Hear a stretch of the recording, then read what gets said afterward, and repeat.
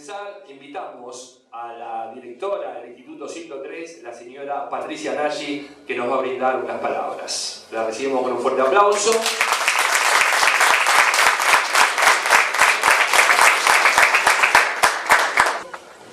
Prefiero de acá. Yo soy muy grandosa. Bueno, quiero darles en nombre del Instituto 103 y como directora del mismo, del Instituto, la bienvenida. Sabemos que este es un esfuerzo muy grande generado por un grupo de profesores de la carrera de Química.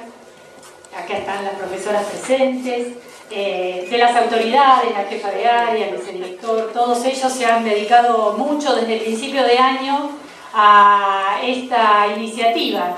Y hoy, por suerte, nos encontramos acá con este sueño concretado. Dos palabritas muy cortitas, porque quiero que esto ya empiece a desarrollarse. Lo primero que quiero contarles es que, para que sepan quienes no nos conocen, que el instituto está en Villa Urbana. ¿Saben dónde queda Villa Urbana? A muy poquitas cuadras del Puente de la Noria, de la terminal del Puente de la Noria. Es una ciudad, un barrio que se ubica entre Budge y Fiorito. Un lugar que está caracterizado por una fuerte vulnerabilidad, pero también por una fuerte templanza y una fuerte decisión de convertir a la educación pública en un lugar posible y en un lugar de desarrollo de las personas que vivimos ahí. Eso por un lado.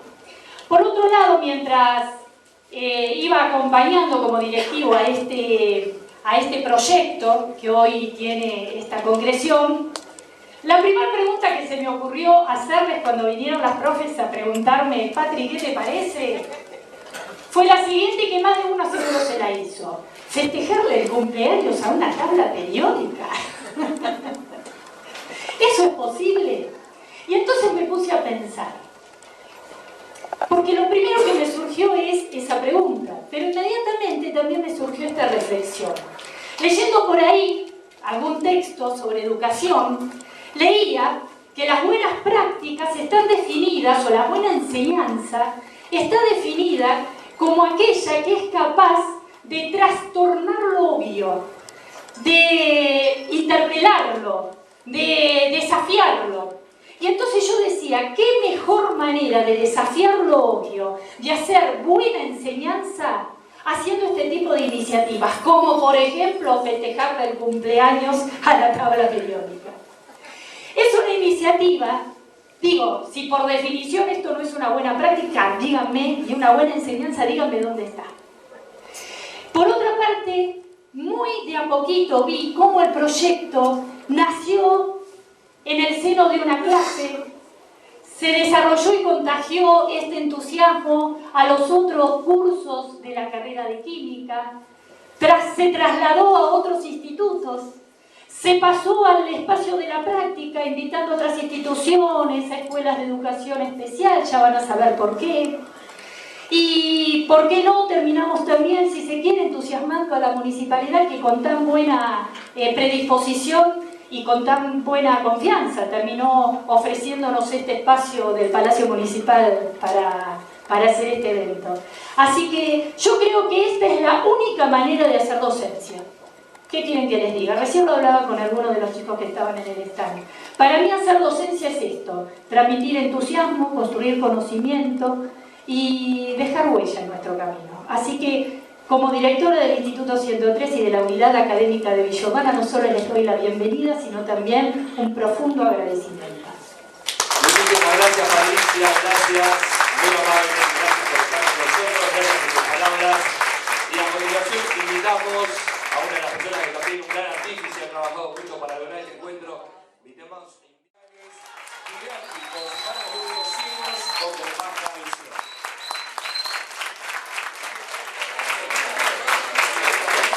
Bueno, buenas tardes para todos, ¿qué tal? Un gusto. No estoy viendo lo que está pasando, pero supongo que... Si querés puedes bajar. Bueno. Si querés. Yo no tengo razón. Bueno, hoy les traigo la propuesta de hablar sobre 3 recursos didácticos para utilizar en el área de química. Uno se llama Química en los dedos, del cual soy la autora. El otro es Edico, es una aplicación que sirve para trabajar además en el área de química, en matemática y en física. Y otro, que lo van a exponer más tarde los chicos, son juegos didácticos, para poder trabajar también en el área de química y con alumnos ciegos o con disminución visual. Cuando uno piensa en química y piensa en inclusión, gracias. Cuando uno piensa en química y piensa en inclusión, es como que parecerían que fueran dos caminos que están separados y que no se pueden unir. Básicamente porque la química tiene mala fama. Vieron que la química, cuando uno va a dar la clase, siempre nos dicen, es difícil. Y no pensamos todavía, pero es difícil. Ahí la profe dice, sí, yo no entiendo nada, es difícil hablar de la química, pero en realidad no es difícil la química. Lo que pasa es que la química trabaja en 3 niveles, ¿sí?, del pensamiento. El micro, que es el subatómico, el macro o el tangible y el representativo. Y claro, es difícil manejar esos 3 niveles, pero no es imposible. Y con el tema de la inclusión, falta hablar un poquito más todavía con respecto a la inclusión, porque desconocemos lo que realmente significa el término inclusión educativa. En muchos casos se cree que hablar de inclusión educativa tiene que ver con la incorporación de un alumno con una discapacidad visual o con alguna capacidad diferente al aula. Y la verdad que no es eso.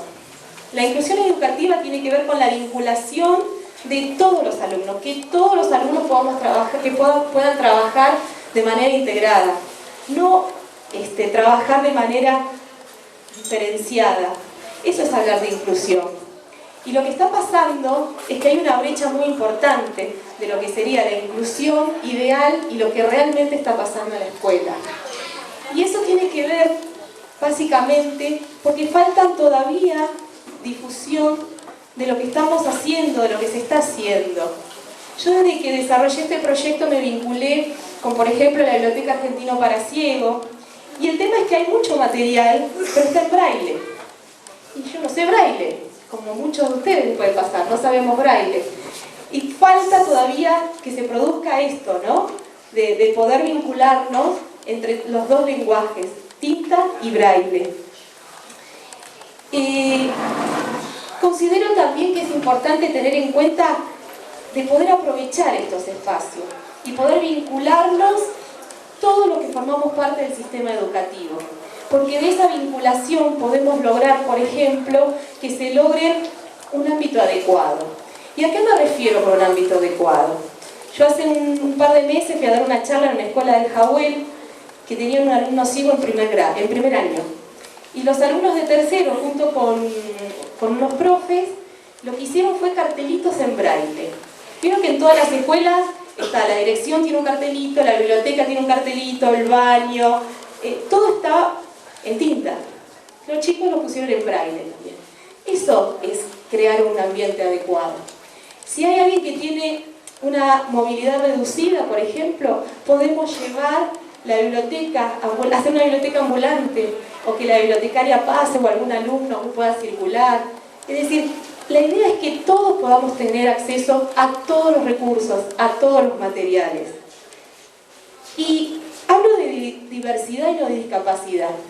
Y esto tiene que ver porque desde la Organización Mundial de la Salud se habla de la connotación negativa que tiene el término discapacidad, porque está haciendo referencia a las limitaciones, a las restricciones que tiene una persona con respecto a la otra.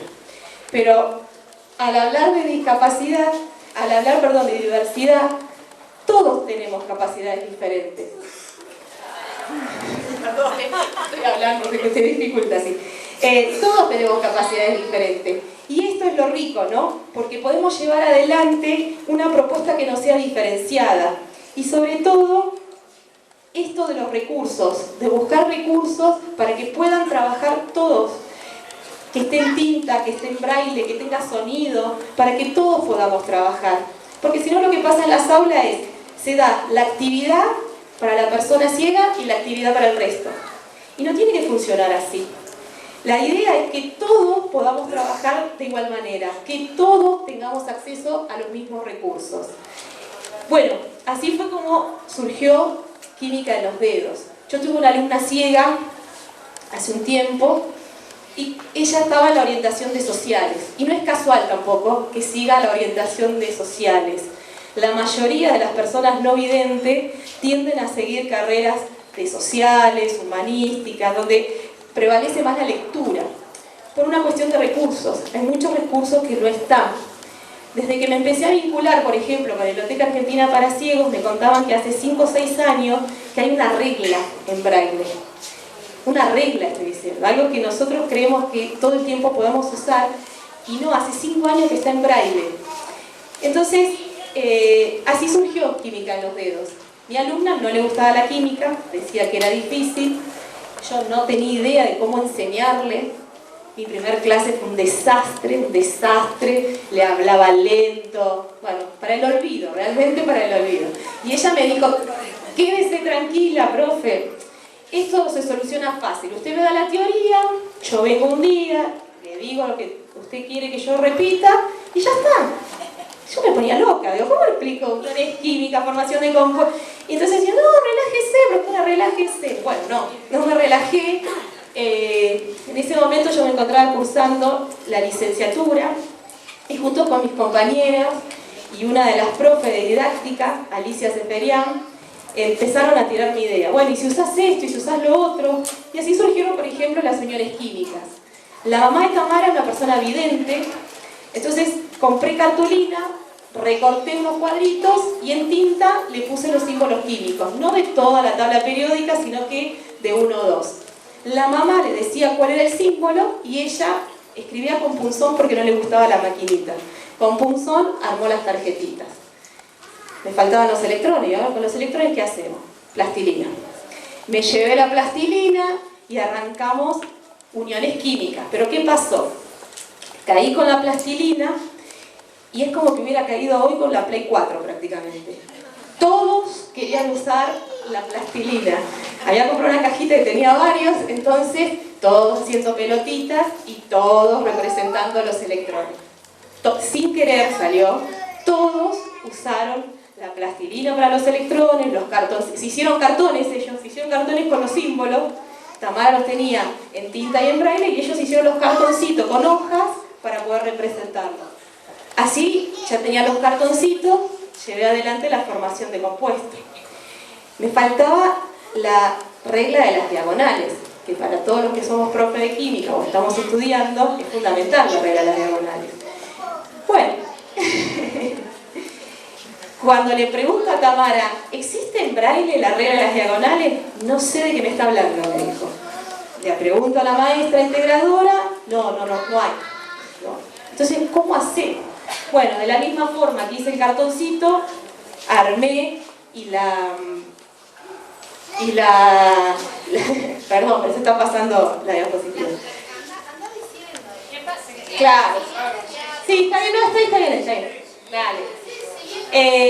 Bueno, así armé la regla de las diagonales, me llevé un día la pistolita de silicona a la escuela, y con la pistolita de silicona le marqué las diagonales para que ella pudiera seguir, y así todos pudimos hacer configuraciones electrónicas. El otro inconveniente era la tabla periódica.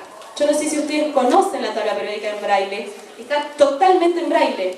Entonces yo no tenía idea qué datos contaba la tabla periódica.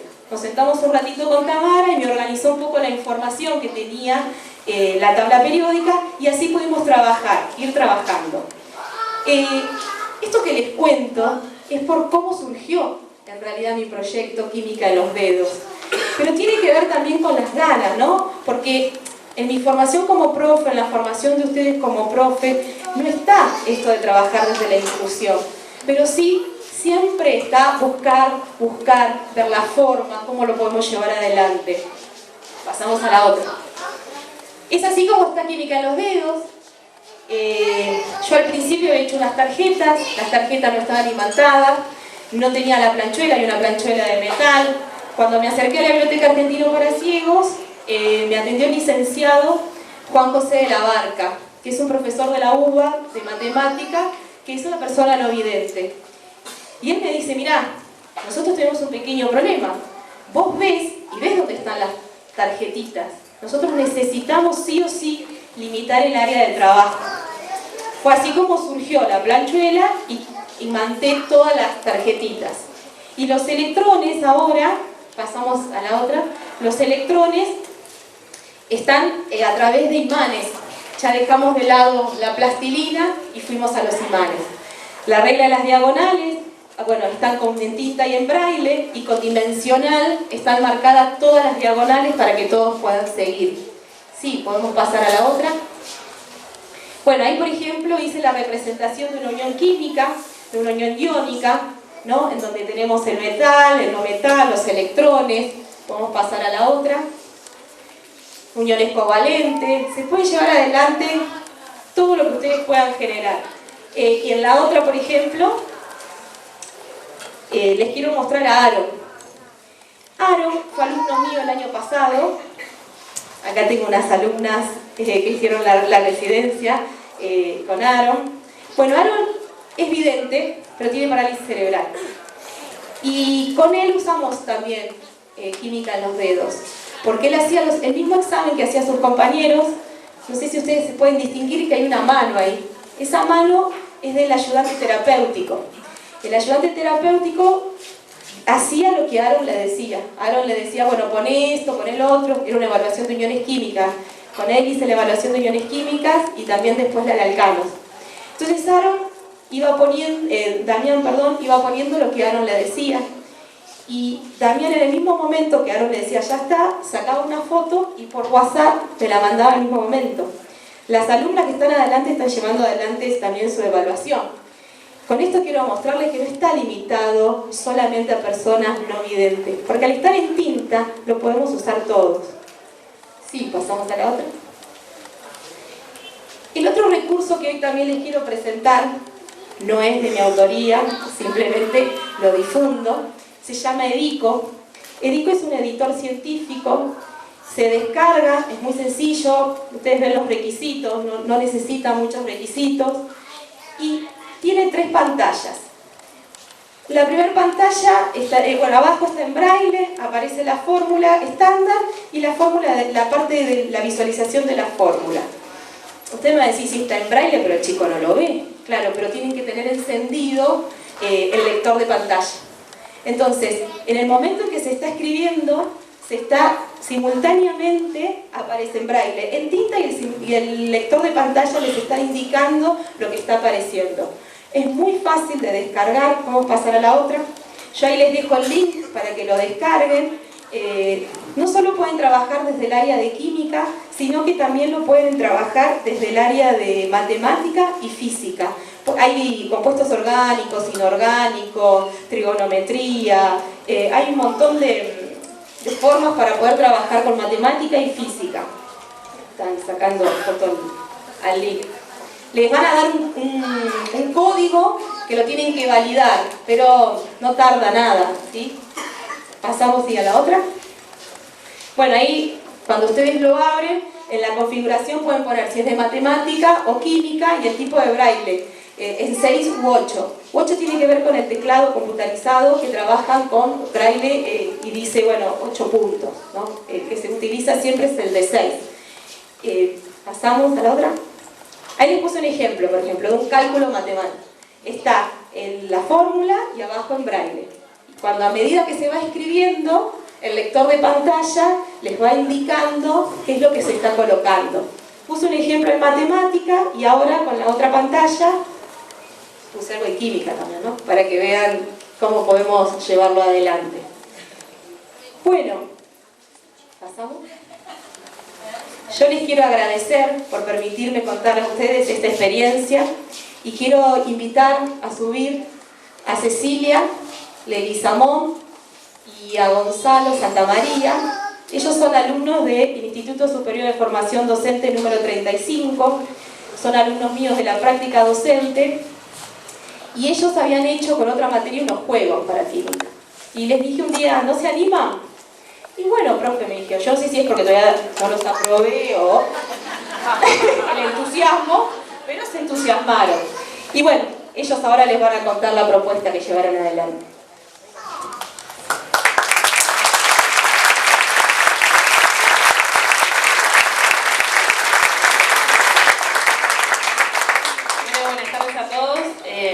Mi nombre es Cecilia, Primero, bueno, antes que nada quiero agradecer a la profe por habernos dejado. Primero es un desafío todo esto para nosotros porque es algo nuevo y bueno, darnos la oportunidad de estar acá. Tenemos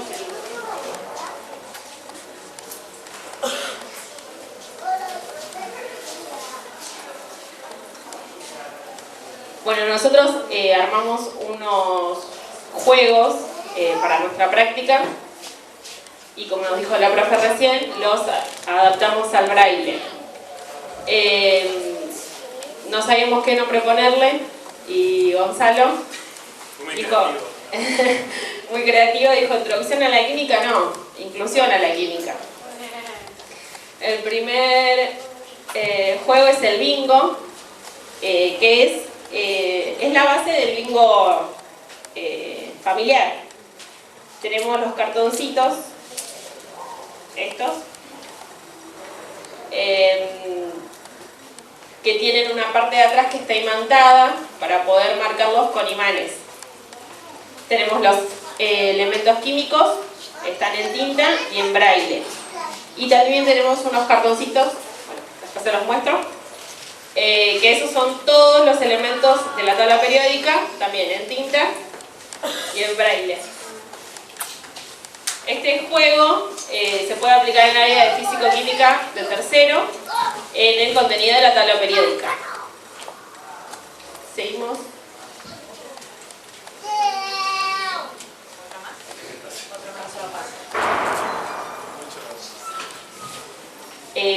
Bueno, como explicamos en el Power, es el paso a paso. La primera parte, que era el mayor desafío que tuvimos, fue aprender el braille. Conseguimos una aplicación en Google que todo lo que nosotros vamos escribiendo se aparece traducido o transcribido y lo podemos imprimir. De esa manera fue más fácil pasarlo a lo que es el cartoncito y los cartelitos. Bueno, el segundo paso fue conseguir todos los materiales. ¿Seguimos?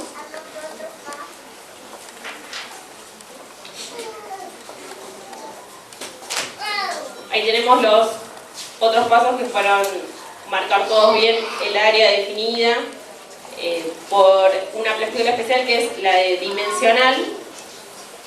Y la parte de atrás imantada y ponerle en tinta todos los elementos. Y ahí está presentado el juego final.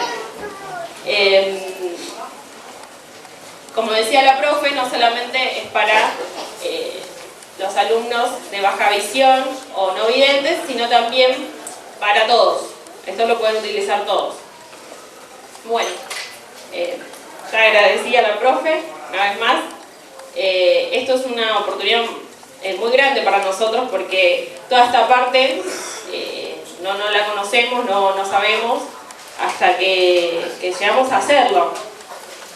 Uno intenta, cuando conoce el braille, intenta leerlo con los dedos y es muy difícil, pero esto es un puente y creo que es una gran oportunidad para nosotros estudiando tener esta posibilidad de acceder a toda esta información que no está tan excluida.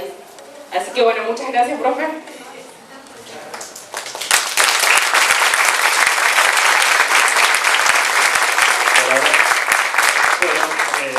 Repito, mi nombre es Gonzalo, también soy parte de este gran proyecto. Tenemos que decir que a la profe Silvina la conocemos hace poco, este año. Estamos terminando nuestras carreras y obviamente que el desafío fue grandísimo. Uno de a poco se va desestructurando un poco.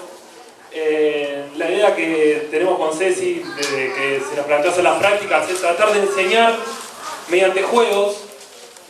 Uno se da cuenta cuál es la respuesta de los chicos a la hora de hacer un juego y a partir de ahí empezar a sumar lo que podamos. Así que esto fue el desafío de adaptar los juegos que uno hace con los chicos que no tienen esta dificultad, y uno ve que la respuesta es fabulosa. Creemos, nos gustaría ponerlos a prueba con chicos con no videntes, a ver si realmente podemos sacarlos de ese lugar de solamente aprender lo teórico leyendo. Los juegos en sí se trasladaron de lo que nosotros jugamos cuando éramos, no chicos, pero grandes también. Los juegos de cartas, por ejemplo, químicas, están pensadas para jugar juegos como el chinchón, el chancho va o la guerra. El área que toca estos juegos es introducción a la química de quinto, en otras orientaciones, y en la de naturales es introducción a la química de cuarto. Grupos funcionales es el tema principal. Y bueno, obviamente que ahora vamos a ver en el PowerPoint más o menos el paso a paso, son parecidos todos, ¿no? O sea, uno empieza consiguiendo los materiales. Muchos materiales yo no los conocía, como las planchas de acetato, estas que son adhesivas, o la plasticola dimensional, no sabía ni que existía, y la verdad que es impresionante el resultado. No costó tanto, a mí que me cuesta muchísimo las manualidades, no me costó mucho. Obviamente es un trabajo de hormiga, ¿no? O sea, uno, más allá de no tener quizás esa parte de la manualidad, uno le pone muchas ganas y bueno, mucha ilusión, porque de eso se trata, ¿no? De romper barreras, de crecer en lo personal. Y bueno, algo que dijo la profesora muy importante es que a veces el límite de los demás lo pone uno mismo, y romper esa estructura que uno tiene hace que las otras personas, permitir a las otras personas librarse un poco de todo lo que, de la estructura social que existe, ¿no? Así que bueno, sigo acá con el Power. Bueno, esta es la parte de los dados. Los dados conseguí unas cajas de unas lamparitas LED, las modifiqué un poco porque eran rectangulares, las hice un poco más cuadradas. Cartulina para forrar. También, lo mismo que lo que dijo mi compañera, están adaptados para la gente no vidente. O sea que la idea es, vos en un curso no vas a encontrarte, por ahí sí, con todo un curso que no tiene problemas de visión y uno que sí. La idea es que ese uno que sí, que tiene dificultades, sea integrado por los demás. Otra parte muy buena que tienen estos juegos es que los demás también aprenden un poquito de braille. Y a veces para incluir a esa persona que tiene esta dificultad está buenísimo. A los dados hubo que, además de ponerle las palabras en braille, ponerles un sonajero, ¿no? Esto está pensado, bueno, en realidad se le ocurrió la idea de la profesora Silvina. Yo he visto a los murciélagos, ¿no? Juegan al fútbol, que la pelota con la que juegan tienen un sonajero, así que más o menos el principio es el mismo. Y bueno, si querés pasar hasta el final del problema, bueno, obviamente el secado es de 24 horas de la plasticola bidimensional. Yo creo que al no haber nada, no hay tutoriales, no hay nada que uno pueda buscar en internet, videos en YouTube, ¿no? Que está muy de moda, de cómo hacer algo inclusivo con las personas con disminución visual o no videntes. Así que el desafío es ese, tratar de contagiar un poco. Nosotros nos subimos a un proyecto, nos sentimos parte desde el primer momento, así que bueno, la intención es seguir, y obviamente están invitados al stand todos aquellos que quieran sumarse a esta movida que está buenísima. Hablando mucho de inclusión, en este caso uno no elige ser ciego, es una dificultad que surge en la vida. Y creo que es mucho más importante incluir primero a estas personas, porque uno nunca sabe lo que pueden dar, cuál puede ser la respuesta. Así que ese es el principio, o por ahí el desafío que nos moviliza a nosotros. Bueno, y también aprovechar que gracias a la tabla periódica estamos hoy acá, así que yo creo que el aplauso va a ser para la tabla periódica. Bueno, obviamente a la profesora Silvina por permitirnos estar acá en este lugar. Gracias a todos. Muchísimas gracias, Cecilia y Gonzalo. Estos son alumnos del Instituto Superior de Formación Docente número 35 de Monte Grande. Por eso, fuerte el aplauso para ellos. Gracias por estar aquí, gracias por ser protagonistas. A continuación, recibimos a la profesora de Química, especialista en enseñanza de las ciencias y magíster de educación, la señora Estela Maris Martínez, que disertará sobre cómo se diseña una tabla periódica.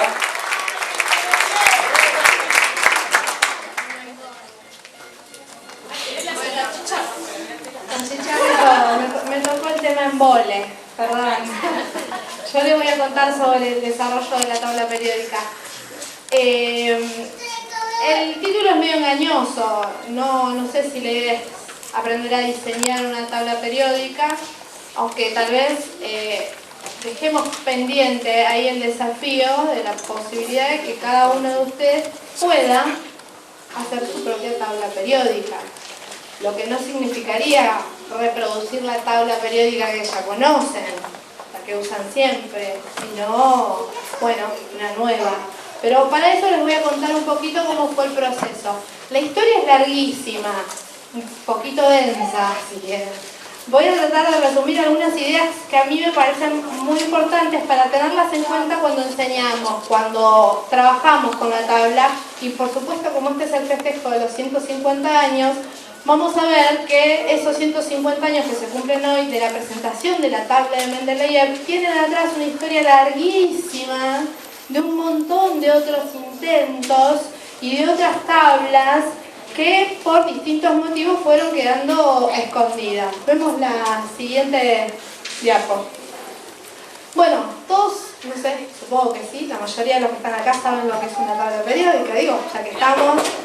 Yo cuando comenté que teníamos una jornada sobre tabla periódica me ha pasado de todo. Se me rieron en la cara, me miraron que estaba loca. Es que tengo compañeras de trabajo que me siguen y que por suerte podemos sacar esto adelante. Pero bueno, básicamente una tabla periódica es un catálogo, es una especie de traductor, es un código, nos cuenta de qué está hecho el mundo material, y nos cuenta propiedades y características de ese mundo material y nos va diciendo punto por punto de qué se trata cada cosa. Eso más o menos es de lo que estamos hablando acá. La siguiente. Ahora, lo que representa la tabla periódica, especialmente para nosotros que la queremos y que estudiamos ciencias, es otra cosa. Para nosotros la tabla periódica es un icono cultural, es parte de nuestra vida, es parte de nuestra vida cultural y además hemos tenido la sabiduría conjunta de transmitirla y hacerla llegar a lugares a veces un poco extraños o raros, o donde uno no espera que esté, pero ahí está la tabla. Vemos la siguiente, por ejemplo. La cortina de Big Bang Theory, muchos ya la conocen, creo que es la más conocida.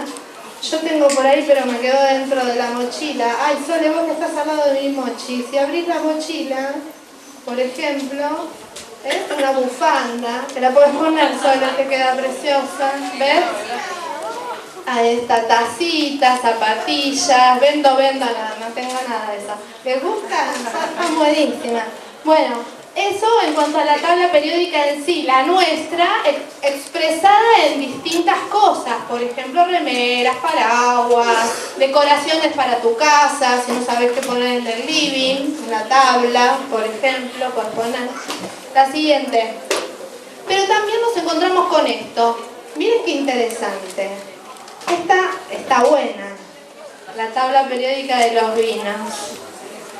Esto, ¿a dónde voy? Es que la estructura de la tabla ha superado a la tabla en sí misma. Es decir, el hecho de presentar la información organizada y ordenada para los elementos químicos, una idea que se trasladó a otras áreas y a cuestiones que nos pueden resultar muy lejanas. Esta está buenísima.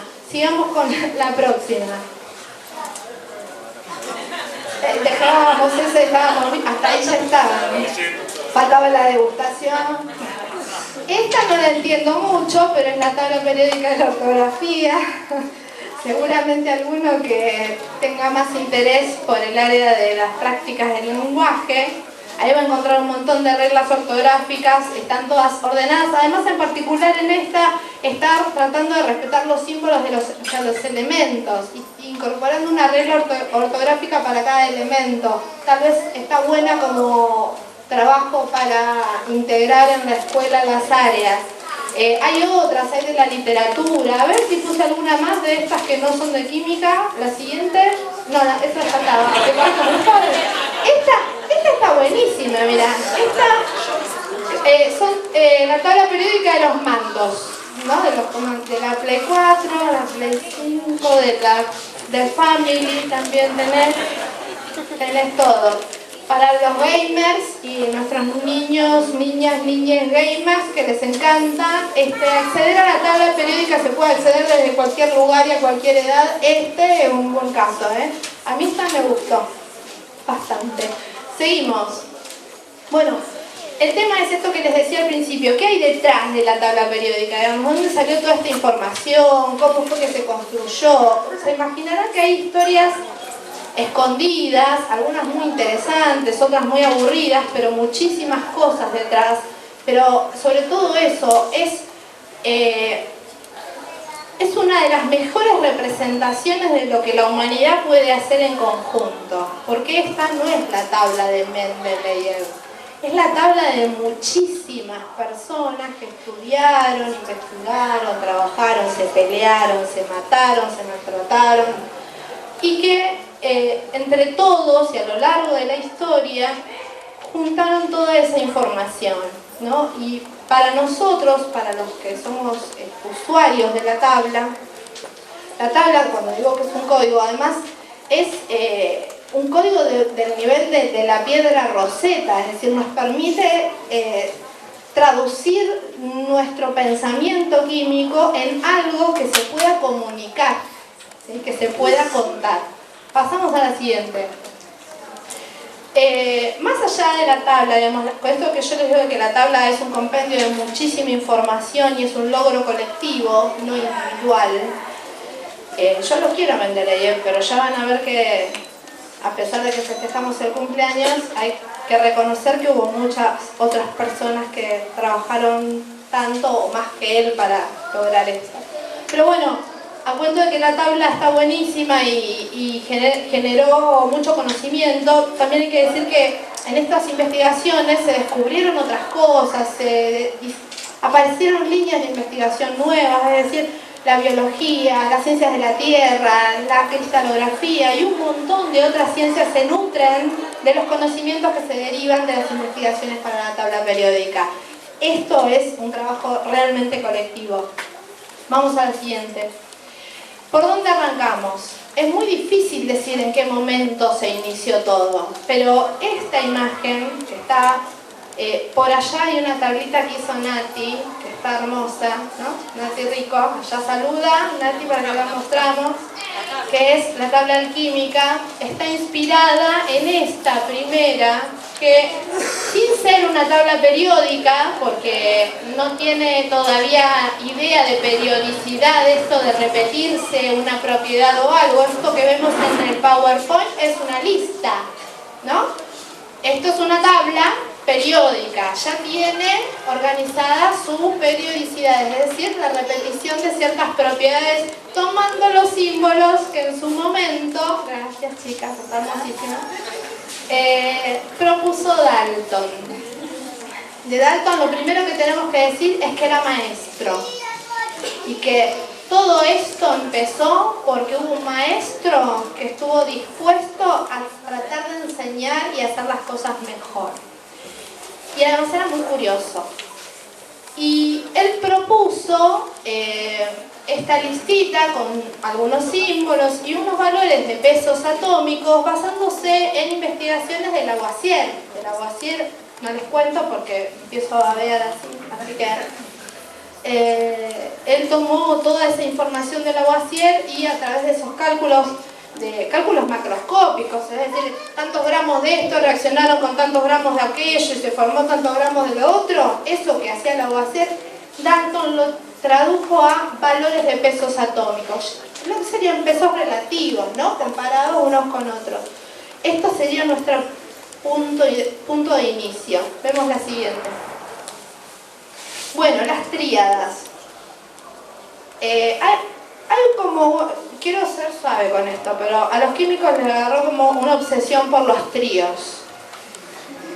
Y una de las cosas que empezó a pasar, que una vez que descubrieron los pesos atómicos, empezaron a notar que tomando de a 3 podían hacer el promedio, les daba el valor del medio.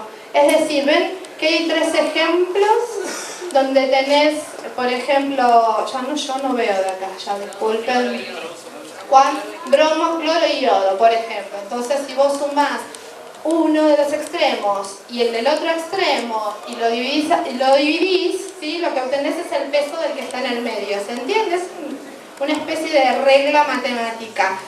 Está buenísimo, es decir, que si tenían algo en común y además tenían en común algo químico, encontraron una regularidad. Esto de buscar regularidad es parte de la cabeza de ser científico. El pensamiento científico pasa muchas veces, o generalmente, por observar el mundo y tratar de encontrar esas cuestiones comunes para tratar de deducir y poder a partir de ese conocimiento aprender cosas nuevas o generar otras cosas. Las tríadas son el principio de la organización de los elementos. ¿Quiénes se ocuparon de las tríadas? Vemos en la siguiente diapo. A ver si vemos la siguiente.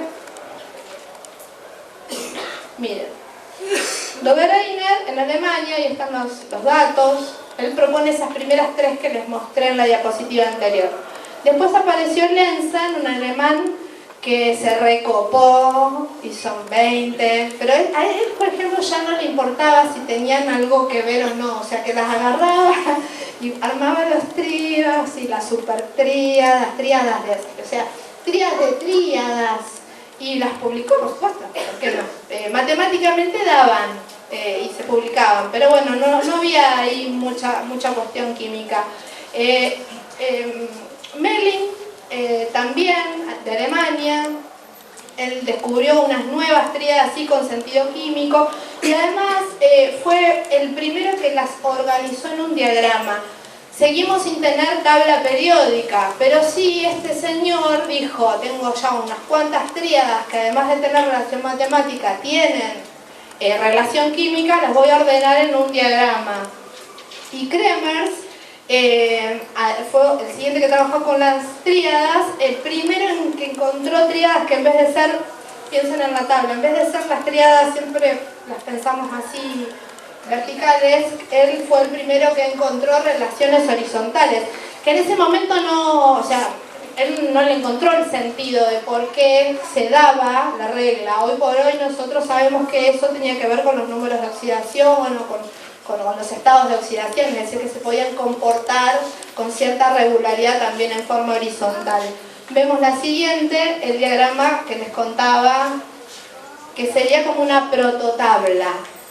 No es periódica porque no repite propiedades, pero tiene ordenadas esas tríadas que se conocían hasta el momento. Ven ahí litio, sodio, potasio. Se ve que por ahí para la tabla que conocen ustedes actualmente está como invertida. Tiene los metales del otro lado, los no metales del otro. Pero bueno, es interesante ver que eso no era un problema en esa época. De qué lado iban a ir a parar los metales y los no metales. Seguimos. Esta es la primera tabla. Acá ya podemos decir que estamos frente al primer logro de periodicidad. Esta tabla de Champ-Courtois. Miren que bien mi francés. No tengo ni idea. Champ-Courtois. Bueno, francés. Hizo la primera tabla. El problema es que no era tabla, era un helicoide y era tridimensional. Entonces, para la época esto era un problema. Tuvo varios problemas este señor. Lo primero es que no era químico, era geólogo. Como era geólogo y le interesaba la mineralogía, pero estaba muy interesado en el tema de los elementos, él se ocupó de hacer este seguimiento de las tríadas y avanzó encontrando relación entre ellas y viendo que se repetían. Es decir, toma la idea de que se repetían horizontalmente y se repetían verticalmente y dijo, las pongo todas una detrás de otra, y lo que armó fue un tornillo. ¿sí? Se llama este tornillo telúrico, porque el telurio era el elemento que le quedaba central. Cuando él escribe esta publicación, hace este esquema que está, el primero, el que está al costadito, donde se ve con las líneas diagonales, él intenta contar en plano cómo es este tornillo. No tuvo mucho éxito porque no se lo entendieron, pero básicamente, si ustedes toman este esquema y lo comparan con una tabla periódica actual, van a ver que las relaciones de los elementos son las mismas, o sea que es la primera vez que alguien puede organizar esta información. Primero era geólogo, no le dieron bola.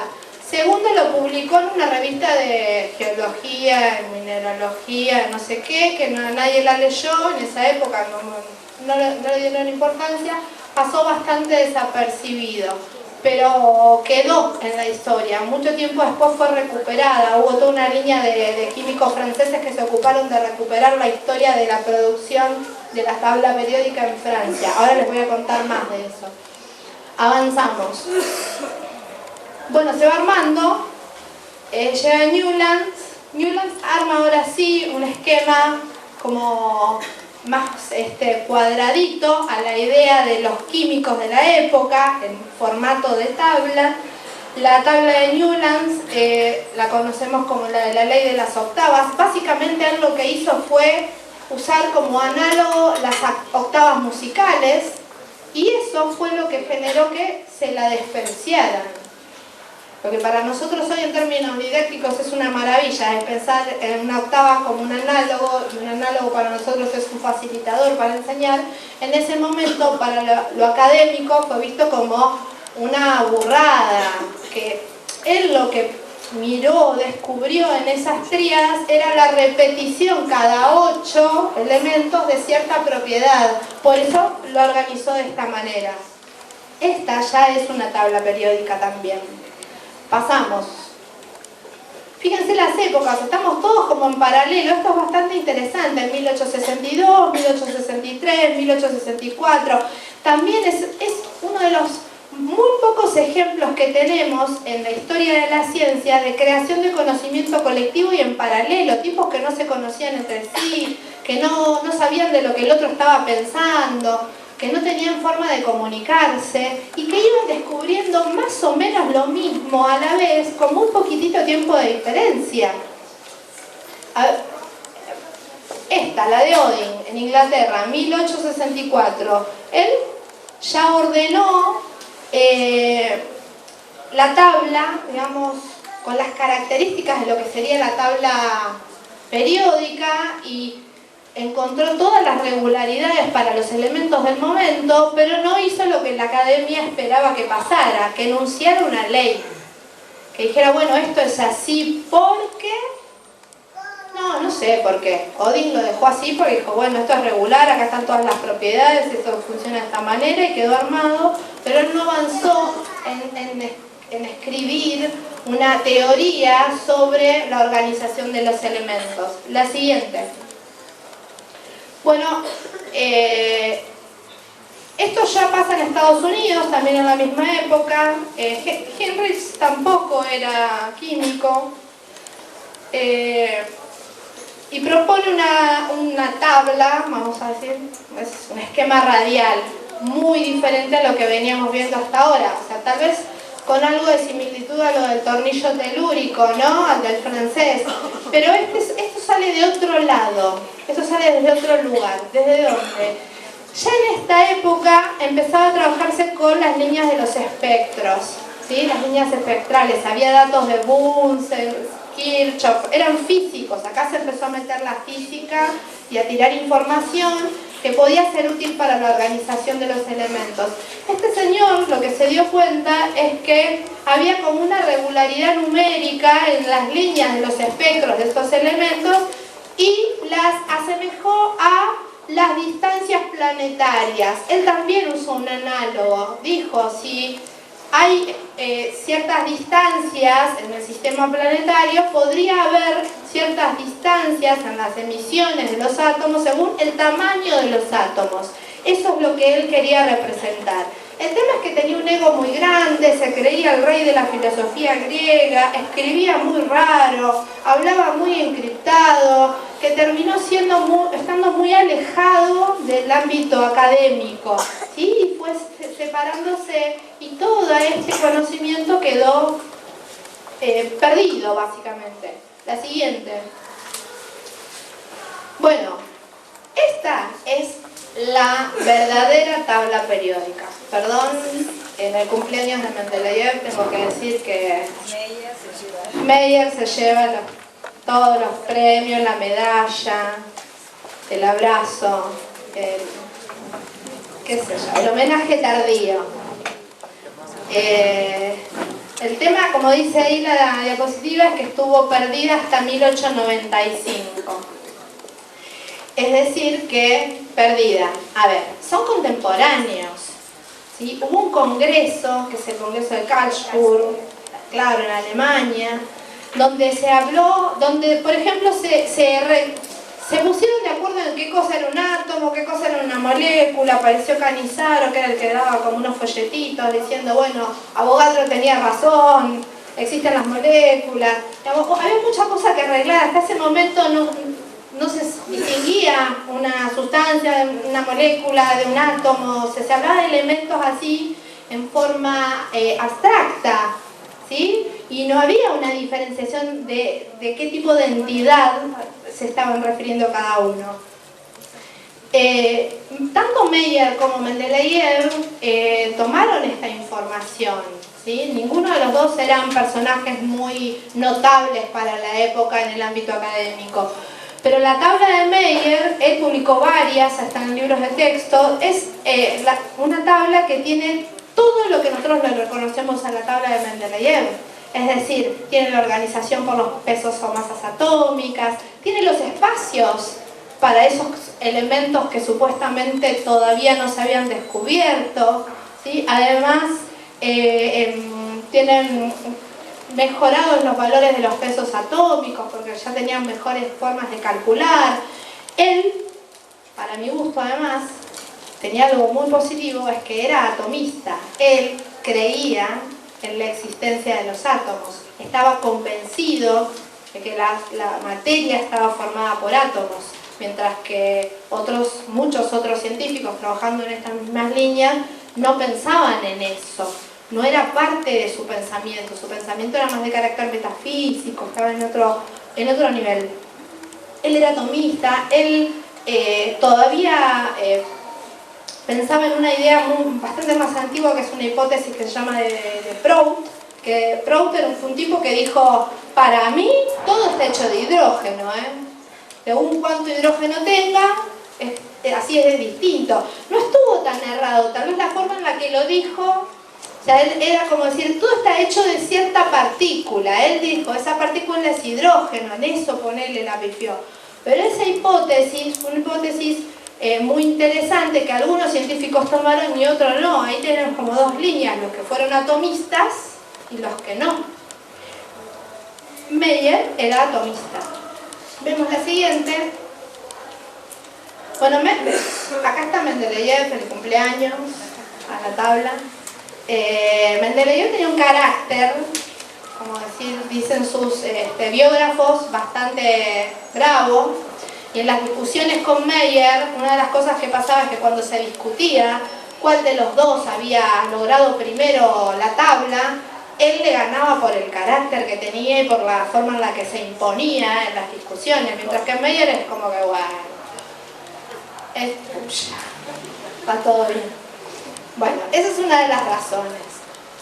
Mendeleev tardó también muchos años y fue el 17 de febrero de 1869, ¿no? Dije bien, 150 años, 1869, ¿hice bien la cuenta? Bueno, 17 de febrero ya pasó, o sea que estamos 150 años y un tanto más. Él armó esta tabla, lo que nosotros consideramos la primera tabla periódica, que yo le discuto, la primera la hizo Meyer. Él lo que hizo, aparte de discutirle muy bien a Meyer, fue publicarla. la hizo ese día, la hizo en un día. Los biógrafos cuentan distintas historias, algunos dicen que la tenía como en cartas, otros que se le ocurrió dormido. Cuando ustedes leen las historias van a encontrar distintas cosas.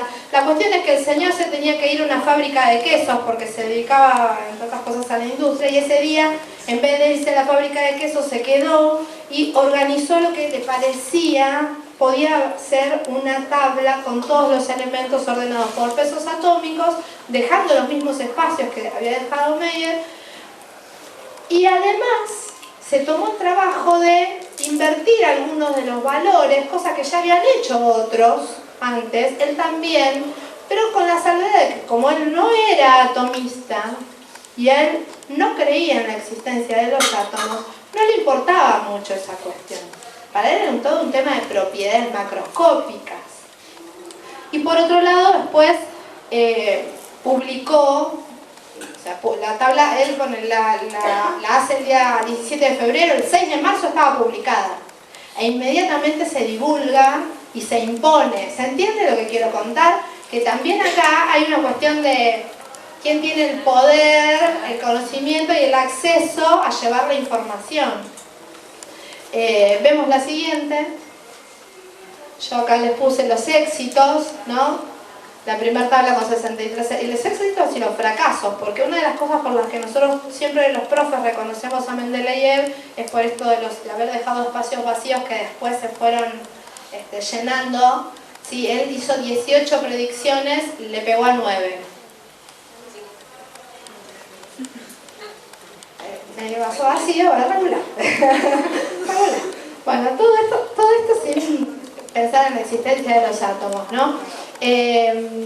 Pero bueno, por lo demás, las tablas realmente eran muy parecidas. Eran realmente muy, muy parecidas. ¿Vemos la siguiente? De ahí en adelante la tabla empieza a transformarse en forma muy rápida. Yo acá hice una síntesis, porque pasa de todo, pero fíjense que hasta acá todavía faltaba aprender, no habían aparecido los gases nobles, o sea, de pronto un día descubrieron el argón, se armó, no reaccionaba con nada, no lo podían comparar, no lo podían medir, ¿qué hacemos? ¿Dónde lo ponemos? No es elemento, dijo uno, no lo pongamos en la tabla y ya lo resolvieron así. Después encontraron otro, bueno, va a haber que ponerlos a todos en un lugar. Le preguntaron a Mendeleev, pues pónganlos en el fondo, dijo. Sí. Porque no había como mucha idea de por qué. Después el tema de las... Mendeleev, además, cuando yo digo que tenía un ego muy grande, él decía sobre las inversiones de por qué él cambiaba las cosas del lugar. Él no es que decía, bueno, por las propiedades que tienen. Él decía, no, es que esta gente vivió mal, hacen mal su trabajo, yo lo hago bien. Ese ego. Así festejamos 150 años. En ese ego no llegas hasta acá. Bueno, los isótopos, eso cambió también mucho el panorama. ¿Por qué? Porque se descubrían elementos y se pensaba que eran elementos nuevos. Y entraban a meter más y más elementos en la tabla, que iba creciendo y se iba deformando, y resulta que no, que eran los mismos. Entonces lo que estaba faltando era el concepto de número atómico, que es lo que significaba ser el mismo elemento. Y eso también fue un desafío, fue propuesto por un danés, no sé si puse los nombres, sino después, igual yo en la carpetita les puse una biblia para que lean un poquito de esto, porque hay que estudiar. Van der Breck, creo que era el nombre del danés, que propuso esta idea de un número atómico, él lo pensaba desde matemáticamente. Después Moseley fue finalmente el que definió el número atómico. Moseley murió con 26 años en la Primera Guerra Mundial y nos dejó el número atómico. Habría que festejarle el cumpleaños también, porque con esa, o sea, llegó a estudiar, a publicar 2 papers, lo mandaron a la guerra y chao. O sea, mientras estaba la guerra se terminó de publicar el segundo papel donde él hablaba del número atómico y lo justificaba.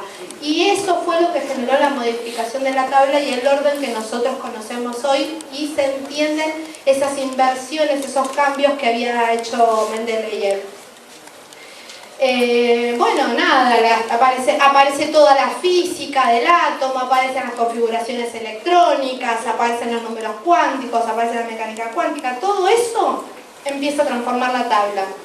Los actínidos, aparecen los elementos artificiales, los transuranios, todo eso, bueno, todo eso fue trabajo de ir y meter la tabla. Ya para ese entonces ya teníamos IUPAC, es decir, una organización que se ocupaba de decir, bueno, a ver qué descubrieron ahora y dónde lo ponemos. Y empezar a ponerse de acuerdo entre todos de dónde incorporaban esa información y analizarla entre todos, y ya no en forma independiente.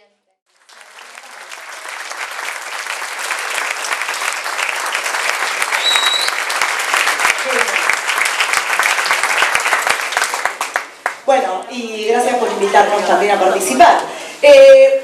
Se nos ocurrió la siguiente idea, porque bueno, ante todo destaquemos que somos docentes, que vamos a dar clases frente a estudiantes que van a tener la oportunidad de aprender un montón de cosas relacionadas con la química. Encontramos dentro de las instituciones educativas, dentro del nivel secundario, la verdad, un montón de disciplinas que los chicos a lo largo de su trayectoria tienen que ir viendo, y tenemos una dificultad, que es que las materias de la secundaria generalmente no están conectadas, no hay ninguna relación. De repente aparece algún proyecto interdisciplinario que alguna profesora o profesor se les ocurre hacer, pero siempre aparecen las materias en secundario aisladas. Viene tal profesor, da su materia, viene otro, da su materia, y nunca hay una conexión, digamos, entre las materias, cosa que nos parece muy importante. Esto ocurre también en el profesorado. Nosotros en el profesorado, en el 103 de Lomas, tenemos diferentes profesorados, y estamos como dividides, separades entre los profesorados. O sea, nos pasa a nosotras que los de naturales somos los de arriba, los de sociales son los de abajo, los de naturales somos los nerds, somos las personas que estamos en el laboratorio, que no participamos de los actos, que no participamos del centro de estudiantes, que no vamos a las marchas, que no pegamos pancartas. La gente de sociales es la gente que organiza los actos, que está en el centro de estudiantes, que se la pasa haciendo pintadas y pancartas, y la verdad que a la hora de pensar quiénes somos todas y todos somos profesionales de la educación. Y como educadores y educadoras somos personas seguramente de las ciencias sociales, ¿es cierto? Bueno, nos pusimos a pensar en esto, por eso planteamos esta necesidad de unir a los profesorados, no solamente en esta cuestión, digamos, de empatía entre los profesorados del 103, sino para pensar y repensar en todas aquellas disciplinas que nosotros y nosotras damos en un contexto determinado. Pensando un poquito de qué íbamos a hablar hoy, tenemos una deuda pendiente quizás en la formación docente, dentro de la currícula en ciencias naturales, que es la historia de la ciencia, que es muy importante. ¿Por qué? Para poder comprender todos aquellos fenómenos naturales que nosotras y nosotros aprendemos, necesitamos saber los contextos a donde fueron dados. Hay algunas corrientes, hay corrientes historiográficas, ¿no? Hay una división, que es como una polarización o una, no quiero decir grieta porque es una palabra complicada, ¿no? Pero hay como una polarización entre una corriente que es interna y una corriente que es externa dentro de la historia de la ciencia. De alguna manera un poco Estela habló desde una posición de una corriente interna, ¿no? De la historia de la ciencia. Lakatos, que era un epistemólogo, ¿no? Decía que la corriente de la historia interna estaba más relacionada con lo intelectual, con todo ese proceso intelectual, y la externa era más del orden social.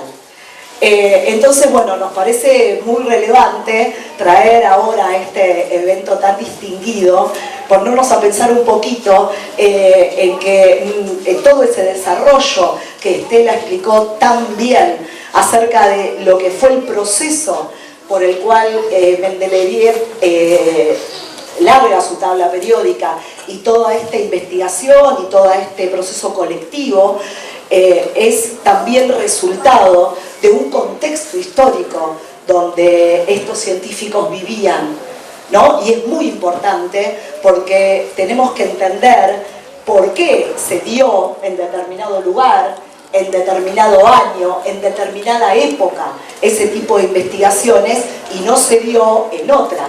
Si yo me pongo a pensar, por ejemplo, qué pasaba en América por esos momentos, ¿por qué no hay un americano o una americana que haya, por ejemplo, llevado adelante estas investigaciones, que son todas propias o de un sector, o de un continente, o de un periodo histórico?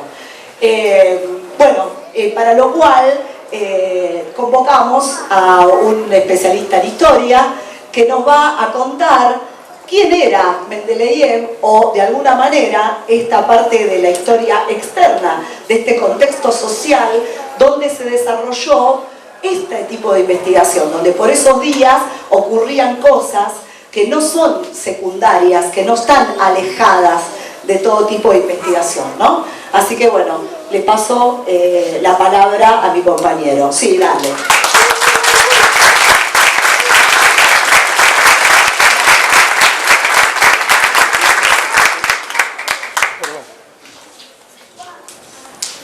No se imagina lo importante que para mí está.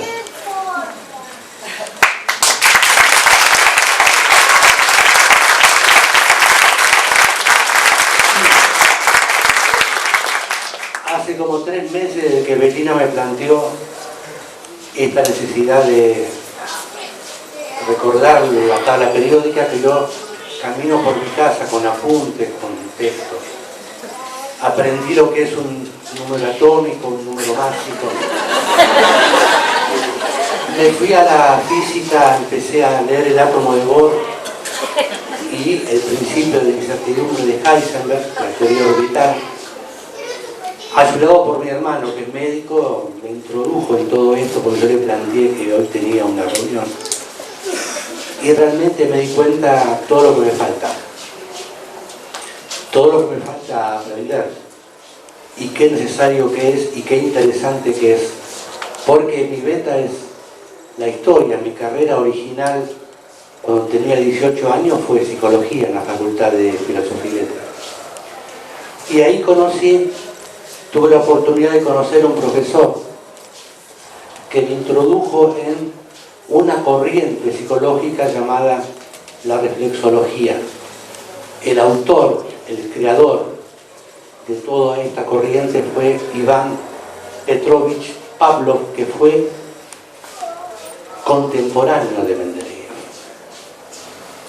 Y el otro contemporáneo de Mendeleev fue Sechenov, el padre de Pavlov, el padre intelectual de Pavlov, que elaboró la teoría de los reflejos condicionados. En ese momento se discutía en la Facultad de Filosofía quiénes tenían razón, si los freudianos o los pavlovianos. Era un gran lío todo eso. Y nosotros, que estudiábamos con avidez todos los textos, teníamos que tomar una postura. Y yo tomé la postura de la psicología científica, de este fisiólogo que me abrió la cabeza como una sandía, a mí y a otros más, y que me dio la posibilidad de acercarme al mundo en el que Pablo había desarrollado su investigación. Viajamos a Rusia, a la Rusia de los zares, a la Rusia de la autocracia zarista de Nicolás II. No era muy favorable la investigación en ese momento. Cuando Sechenov plantea el problema de que la vida psíquica comienza en los órganos de los sentidos y se revela en los movimientos, llegó un momento en que le dijeron el comité de censura de San Petersburgo, una ciudad clave en la historia de Rusia, que atentaba contra el espíritu cristiano, que socavaba los cimientos católicos de la humanidad rusa, de la sociedad rusa, y que no iba a permitir de ninguna manera que esto se publicara. La obra se llamaba Los reflejos del cerebro. La presión popular, la presión de la gente que comenzó a leer clandestinamente la obra de Sechenov hizo que fuera aprobado, fuera leído y fuera aceptada la teoría de Sechenov. Iván Pavlov que fue su discípulo, continuó con la tarea de su maestro. Y también por su actitud con respecto al régimen, recibió grandes persecuciones de parte del régimen zarista. Apoyaba a los estudiantes, decía que Rusia debía democratizarse. Lejos estaba de pensar Pablo que un año después de haberse otorgado el premio Nobel de Medicina a Iván Petrovich Pavlov, se iba a producir el primer levantamiento insurreccional de los trabajadores sanpetersburgueses contra el zar Nicolás II. Y 12 años después, en 1917, se produce finalmente el triunfo de la revolución que cambió el mundo, los famosos 10 días que conmovieron el mundo, que fue la gran revolución rusa. Porque Rusia fue de Mendeleev, de Sechenov, de Pavlov, de Fedor Dostoyevsky, de León Tolstoy, de Gorky, y también de los líderes de la revolución que fueron Lenin y Trotsky. Pablo llegó a comentar en un momento que cuando se produjo la revolución, él realmente pudo tener colaboradores. Durante toda la etapa de persecución, más de 5 o 6 no tenía y los pagaba él con su salario.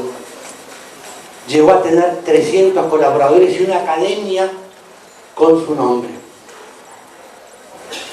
Yo respeto profundamente a este pensador, que no solamente me abrió la cabeza de lo teórico, porque en ese momento cuando estaba en la facultad yo no sabía exactamente con exactitud qué era lo que estaba pasando en Rusia en ese momento. Ahora lo sé, como profesor de historia lo sé. Y es mi intención, con toda humildad, pero con absoluta convicción, tratar de transmitir, en la medida que pueda, a los alumnos de las otras carreras que se acerquen a la historia. Como así también los alumnos de historia deben acercarse a las ciencias, a la biología, a la química, a la física, a la matemática. Porque es necesario tener un panorama global, amplio de lo que está pasando, sin el cual el conocimiento queda manco.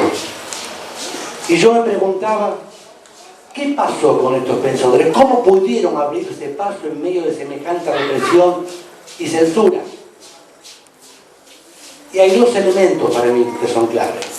Uno es la indoblegable fortaleza de sus convicciones, número 1. Y lo segundo, su enorme talento científico, que le permitió realmente legar a la humanidad sistemas teóricos que le permiten a la humanidad crecer, porque la ciencia tiene que servir para eso, para el mejoramiento de la condición humana. Y me acuerdo también que he leído, entre todas las cosas que he leído, de un matemático indio, Sridhar Ramanujan, que fue a Inglaterra lleno de ecuaciones, porque se decía que Ramanujan había conocido el infinito. Y en ese coto cerrado, que era la Universidad Londinense, la Academia de Matemáticas, no lo aceptaban por indio.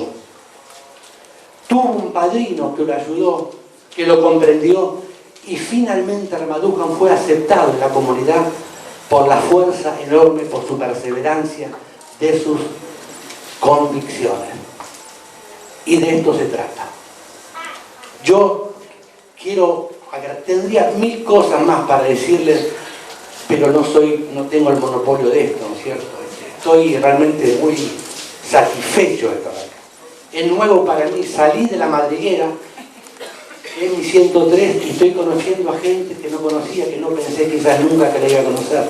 Que sea el comienzo de un encuentro mucho más fluido entre los profesorados, entre los alumnos y nosotros. Agradezco profundamente a Belina que me invitó a ser parte de esto, a Alejandro Cousido, sí, a Luis, a todos los compañeros que están allá en el 103 todos los días bregando, y que sea esto el comienzo de algo distinto. Yo les agradezco mucho.